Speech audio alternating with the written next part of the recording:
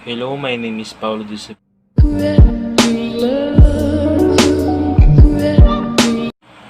Hello, my name is Paulo Disi Balilo. Today I'm going to discuss about variety of assessment methods, tools, and tasks. What is portfolio assessment and its purpose? It is documents student learning on specific curriculum outcomes. It is the assessment tasks that bring the curriculum outcomes. A, a portfolio is a collection of items organized in a notebook, file, or similar format. What are the steps in planning a portfolio?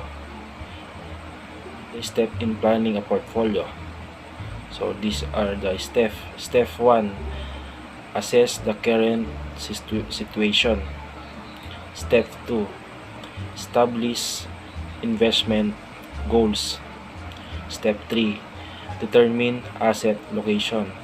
Step 5, measure and rebalance. How does a portfolio assessment look like? To give students the opportunity to reflect on their growth over a period of time.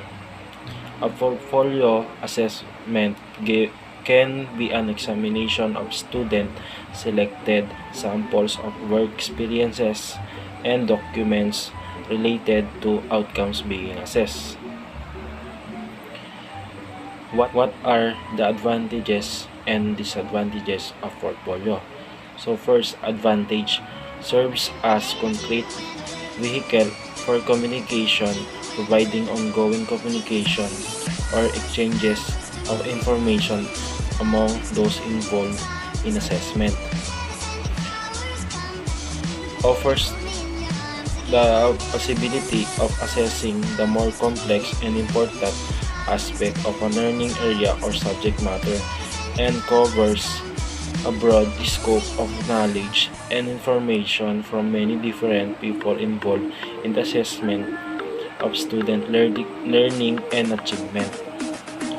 So the disadvantage is portfolio can be judged a miscellaneous collection of artifacts that do not show patterns of growth and achievement.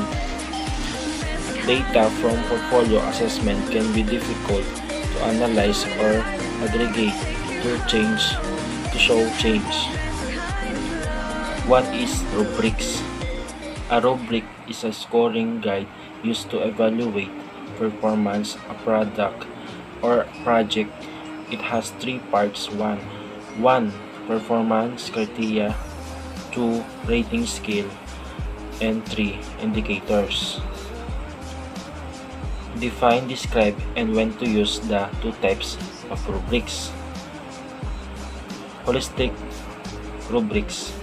A holistic rubrics of a single scale with all criteria to be included in the evaluation being considered together. Clarity, organization, and mechanics.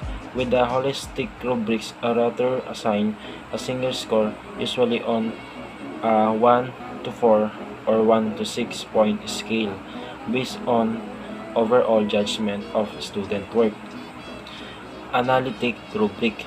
Analytic rubric resembles a grid with the criteria for a student product listed in the leftmost column and with levels of performance listed across the top row, often using numbers and or descriptive tags.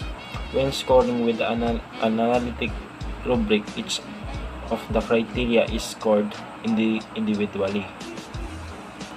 When to use analytic rubric?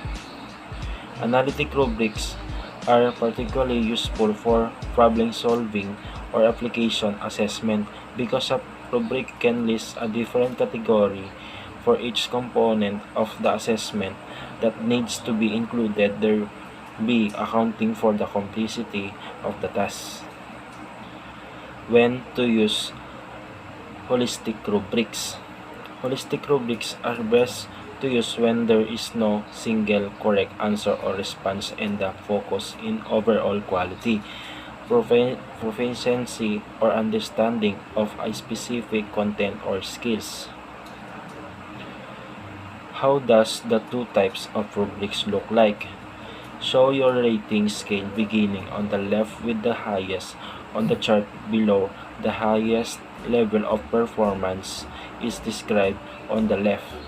A few possible levels for the a 4-point scale include: a holistic rubric consists of a single scale with all criteria to be included in the evaluation being considered together. Clarity, organization, and mechanics. With the holistic rubric, the rater assigns a single score, usually on a 1 to 4 or 1 to 6 point scale, based on an overall judgment of the student work. Advantages of holistic rubric: emphasize on what the learner is able to then demonstrate rather than what or he cannot do. Saves time by minimizing the number of decisions raters make. Disadvantage: when student work is of verifying levels spanning the criteria point, it can be difficult to select the single best description. Criteria cannot be weighted. Analytic rubrics allow you to assess a participant's achievements based on multiple criteria using a single rubric. You can assign different weights value to different criteria and include an overall achievement by totaling the criteria written in table form. Advantage: provide useful feedback on areas of strength and weakness. Criterion can be weighted to reflect the relative importance of each dimension. Disadvantage: take more time to create and use than a holistic rubric. Unless each point for each criterion is well defined, raters may not arrive at the same score. Advantage of using analytic rubrics: provide useful feedback or areas of strength and weakness.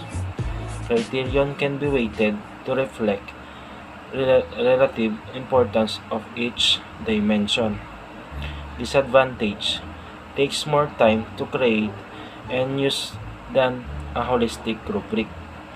Unless its point for each criterion is well defined, raters may not to arrive at the same score. Assessment strategies of multiple intelligence. Multiple intelligence refers to a theory describing the different ways students learn and acquire information. This multiple intelligence ranges from the use of words, numbers, pictures, and music, to the importance of social interaction, introspection, physical movement, and being in tune with nature. Traditional view of intelligence vs. multiple intelligence. Traditional view of intelligence. Intelligence can be measured by short answer tests. Stanford Binet Intelligence Quotient. Multiple intelligence theory. Assessment of an individual's multiple intelligence can foster learning and problem-solving styles. What are the types of multiple intelligence? 1. Spatial intelligence. 2. Kinesthetic intelligence. 3. Musical intelligence. 4. Verbal intelligence. 5. Intrapersonal intelligence. 6. Social intelligence. 7. Mathematical intelligence. And 8. Naturalist intelligence. So, thank you for watching.